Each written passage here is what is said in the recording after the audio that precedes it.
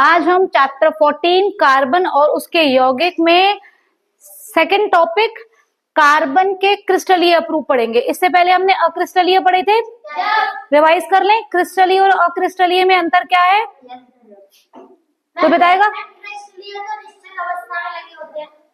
क्रिस्टलीय अपरूप में उसके परमाणु निश्चित क्रम में, निश्चित अवस्था में अरेंज होते हैं, और अक्रिस्टलीय में निश्चित अवस्था में अरेंज। यस, तो अक्रिस्टलीय के उदाहरण ने पढ़े थे कास्ट चारकोल, लैम्प ब्लैक, है ना, ये हमने पढ़ा था। जंतु चारकोल ये हमने पढ़ा था, ये सब हमने पढ़ा था। ये कैसे बनते हैं, क्या है, ये भी हमने पढ़ा था। कास्ट चारकोल और जंतु चारकोल का एक एक यूज मुझे बता दो। हाँ बताओ। ठीक है, और कास्ट चारकोल जल शोधन में। Very good. कास्ट चारकोल का प्रयोग जल शोधन में, और जंतु चारकोल का गन्ने के रस को रंगहीन बनाने में। वो जो उसका येलो सा कलर होता है उसको हटा करके उसको हटाने में, क्योंकि चीनी तो आपकी व्हाइट होती है, गन्ने के रस से ही बनती है। तो ये हमारा अक्रिस्टलीय हो गया। क्लियर। इंपॉर्टेंट क्या है कि अक्रिस्टलीय होते क्या हैं, उनके उदाहरण दीजिए, और उसमें ये कि किस काम में आते हैं, ये हो गया। अब आगे क्रिस्टलीय अप्रूप पर। ये दोनों ही इंपॉर्टेंट है। क्रिस्टलीय अप्रूप 3 है कार्बन के, एक ग्रेफाइट, हीरा और फुलरीन। फुलरीन हम बाद में पढ़ेंगे, पहले हम इन दोनों को पढ़ते हैं। बेटा कार्बन का हमने पढ़ा था। कार्बन किस भाषा का शब्द है, लैटिन भाषा के कौन से, कार्बो से बना है, जिसका अर्थ है खोल, खोल। इसी तरह से कार्बन के क्रिस्टलीय अपरूप ग्रेफाइट को ग्रीक भाषा से लिया गया है, ग्रीक भाषा के ग्रेफो से लिया गया है, जिसका अर्थ है लिखना। ग्रेफाइट का यूज हम लिखने में कर रहे हैं, इसीलिए हमने इसी अर्थ के हिसाब से उसका जो है मीनिंग रखा, मतलब नाम रखा ग्रेफाइट।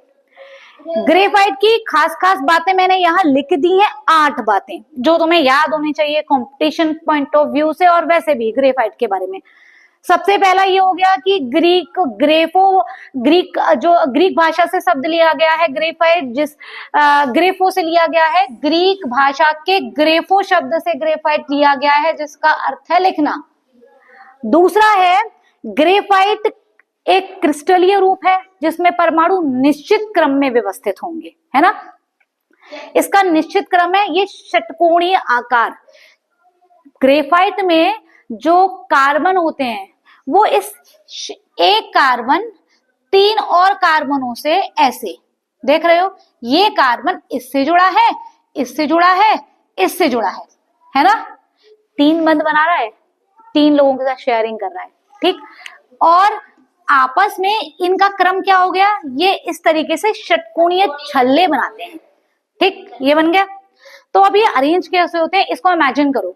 कैसे इमेजिन करो, ये 6 के छल्ले बना के ऐसे पड़ी है एक परतदार पत्थर देखें, है ना, परत के रूप में होते हैं। बिल्कुल लगभग उन्हीं के जैसा होता है ग्रेफाइट। एक परत में ये 6 छल्ले ऐसे अरेंज रहते हैं सीधे, ठीक। अभी मैंने उसमें दिखाया था तुमको, टैब में दिखाया था। अब ये 6 एक परत में हो गए, नीचे भी एक परत होगी, उसके नीचे भी एक परत होगी, उसके नीचे भी एक परत होगी। तो ऊपर वाली परत में एक कार्बन कितने कार्बनों से जुड़ा है, 6 से तो जुड़ ही नहीं सकता ना, 4 से तो जुड़ता है, 3 से जुड़ा है, 3 से जुड़ा है। बंध कितने बनाता है, बॉन्ड कितने बनाता है, कार्बन कितने बॉन्ड बनाता है, 4। उसके बाहर के कक्ष में कितने इलेक्ट्रॉन थे, 4। तो 4 ही तो बॉन्ड बनाएगा, ठीक है, तभी तो 8 होंगे उसके पास इलेक्ट्रॉन। तो 3 तो ये बना चुका, एक रह रहा है ना, 4 बनाता है ये। तो एक कार्बन ने आपस में 3 बॉन्ड बनाए, और बाकी जो कार्बन है बीच वाला, वो नीचे वाली लेयर के दूसरे वाले कार्बन से एक वीक फोर्स होती है, वीक फोर्स है जिसको वैन डर वाल फोर्स कहते हैं, उससे जुड़ा रहता है। तो इस तरीके से कुल मिलाकर के बॉन्ड तो बन गए 4 बॉन्ड बन गए, लेकिन बहुत कमजोर फोर्स होती है। जैसे ये ऊपर परत बनी है, इसके ऊपर एक और परत हो और उसमें भी कार्बन ऐसे छल्लों के रूप में अरेंज हो, ये वाला कार्बन इस वाले कार्बन से किस रूप में, कौन सी वाली फोर्स से जुड़ा होगा, वैन डर वाल फोर्स, ठीक है। अब वो मजबूत तो है नहीं, ठीक, मजबूत नहीं है, तो जब भी आप ग्रेफाइट को जरा हिट करो, ऐसे हिट करो, यानी उसको थोड़ा सा ऐसे मारो किसी चीज से, आघात, तो क्या होता है, वो वाली जो लेयर है, वो जो फोर्स है वो टूट जाती है, ब्रेक हो जाती है, और वो ऐसे ब्रेक हो जाता है। मतलब ग्रेफाइट आसानी से टूट रहा है, मुलायम है। कैसा है? क्यों क्यों मुलायम है? बताया उसका रीजन मैंने अभी, है ना, क्योंकि कार्बन यहाँ पर 3 बंध ये बना रहा है, ये वाला स्ट्रॉन्ग बॉन्ड है, लेकिन बनाता चाह रहा है नीचे वाली परत के कार्बन से भी उसने एक हल्का सा बॉन्ड बनाया हुआ है, तो वो ऐसे ब्रेक करता है उसको। अगर हम ऐसे हिट करेंगे तो वो ब्रेक करके निकल जाती है, एक लेयर उसकी हट सकती है। तो यहां मैंने लिखा है तीसरे पॉइंट में कि ग्रेफाइट मुलायम और चिकना होता है। रीजन समझ में आ गया? रीजन समझ में आ गया अच्छे से? जबकि हीरा नहीं है ऐसे। क्यों नहीं है? क्योंकि हीरा का कार्बन, हीरे भी कार्बन से ही बना है, हीरे का कार्बन आप यहां देखोगे चतुष्फलीय व्यवस्था है, हीरे में कार्बन 4 बॉन्ड बना रहा है, स्टेबल बिल्कुल। अब तुम्हारा पेट भरा हुआ हो, तुम्हें मैं ऊपर से और खिलाऊं, 4 पूरी खा लोगे क्या? नहीं खा पाओगे ना, पक्का। ज्यादा अच्छी भी होगी तो भी नहीं खा पाओगे। तो जब ये इसको 4 की जरूरत है, इसको 4 देगी, तो ये स्टेबल है, ठीक। अब इसको नहीं मिल पा रहे ना, तो ये कैसा है जी? मुलायम है, चिकना है, इजीली हट जा रहा है। समझ में आ गया? गलनांक इसका 3700 डिग्री सेल्सियस है। याद रखेंगे, षटकोणीय छल्लों के रूप में होता है ये, और एक कार्बन 3 कार्बनों से जुड़ा है, चौथे से नहीं जुड़ा। चौथे से एक बहुत कमजोर सी फोर्स है, बल है, जिससे नीचे वाली लेयर में जुड़ा रहता है। ग्रेफाइट विद्युत धारा का सुचालक होता है। ये हमारे पास एक टेस्टर है, इस टेस्टर को तुम लोगों ने बनाया है, ये हमने पेंसिल लगाई है यहाँ, और ये जैसे सर्किट कंप्लीट हो रहा है, देख रहे हो, ये बल्ब हमारा ग्लो कर रहा है ना, ये बल्ब ग्लो कर रहा है ना, हमने करके देखा, विद्युत धारा की सुचालक है। ग्रेफाइट की खास बात और है रमन, ग्रेफाइट की खास बात और है कि ग्रेफाइट का अगर आप ऑक्सीजन से विक्रिया कराओ तो कार्बन कोई भी कार्बन, बेटा कोई भी कार्बन तत्व का अगर आप ऑक्सीजन से विक्रिया कराते हो तो कौन सी गैस निकलेगी? Carbon dioxide.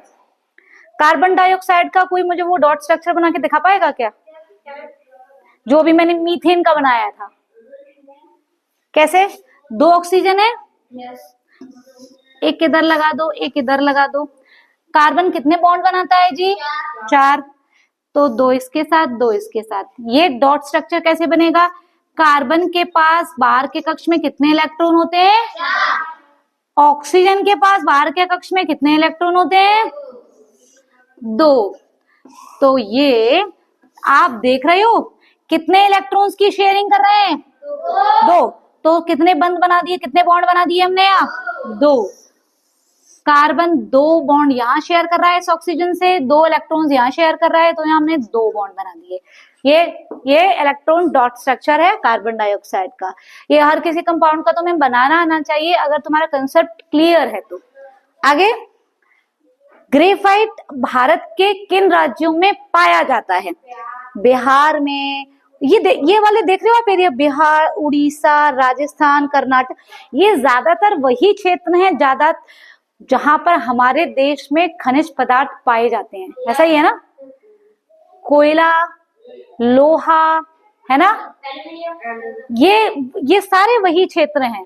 तो अगर आपको लगभग 1, 2, 3, 4 के याद है तो आप इनको लिख सकते हो। आप अपने दिमाग में चीजें इमेजिन करके रखो कि हमारे भारत का मैप देखकर कि किन किन क्षेत्रों में कौन सा खनिज पदार्थ पाया जाता है। तो बहुत आसान है आपको याद करना कि ज्यादातर हमारे ईस्टर्न से, हमारा जो सेंट्रल रीजन है और हमारे साउथ में जिन जिन एरियाज में हमारा जो मेटल पाया जाता है, जो नॉन मेटल, जो भी मिनरल पाया जाता है, उनके दिमाग में ट्रिक रखिए, याद रखिए। हम हर बार पढ़ाते हैं, हर बार याद करते हैं। ग्रेफाइट की खास बात और है बेटा कि अगर हम ग्रेफाइट को उच्च दाब और उच्च ताप पर ट्रीट करें तो वो हीरे में बदल जाएगा। तुम्हें पेंसिल को बदलने की कोशिश मत करना, उसके लिए मशीनें चाहिए, प्रॉपर टेम्परेचर चाहिए, प्रॉपर प्रेशर चाहिए, वो हम ऐसे खुले में नहीं कर सकते कि हम ग्रेफ पेंसिल से हम हीरा बना दें। ये हमारे 8 इंपॉर्टेंट पॉइंट हो गए ग्रेफाइट को लेकर। क्लियर है? अब हीरा करेंगे, हीरे के इंपॉर्टेंट पॉइंट्स करेंगे, फिर इन दोनों का डिफरेंस करेंगे। ये बहुत इंपॉर्टेंट है, बहुत। सबसे पहला पॉइंट आ जाता है, हीरा चतुष्फलीय व्यवस्था में अरेंज होता है। मैं पहले ही बता चुकी हूँ, हीरे में कार्बन कितने बॉन्ड बनाता है, कितने, इसी को कहते हैं चतुष्फलीय व्यवस्था। ठीक। त्रिविमीय संरचना, यानी जिस तरह से ये हेक्सागन डायग्राम बना करके पूरी एक लेयर बनाया था, ऐसे ये त्रिविमीय आकार एक जो है फॉर्म करता है। नेक्स्ट, ये पाया जाता है पन्ना, सतना एमपी में, बांदा में, कुछ यूपी के बांदा जिले में, गोलकुंडा की खानों में पढ़ा है हमने, है ना। बहुत इंपॉर्टेंट है हीरा कहाँ पाया जाता है। अगला पॉइंट है, ये विद्युत धारा का कुचालक है। पहले ही हम डिस्कस कर चुके हैं कि ये चतुष्फलीय रचना में अरेंज है, मतलब 4 बॉन्ड बना रहा है। अब ये बिल्कुल ऐसे बैठा है, खा पी के बिल्कुल मस्त है, अब ये कुछ भी नहीं करेगा, ऐसा समझ लो। ये फिट है बिल्कुल, इसको 4 इलेक्ट्रॉन चाहिए थे, इसको मिल गए, अब ये बिल्कुल कुछ नहीं करेगा। नोबल गैसेस के बारे में पढ़ा है हमने, 18 ग्रुप ये यहाँ लगा है, 18 ग्रुप, ये किसी से रिएक्ट नहीं करते, कुछ एक को छोड़ के। बताया था क्यों नहीं करते?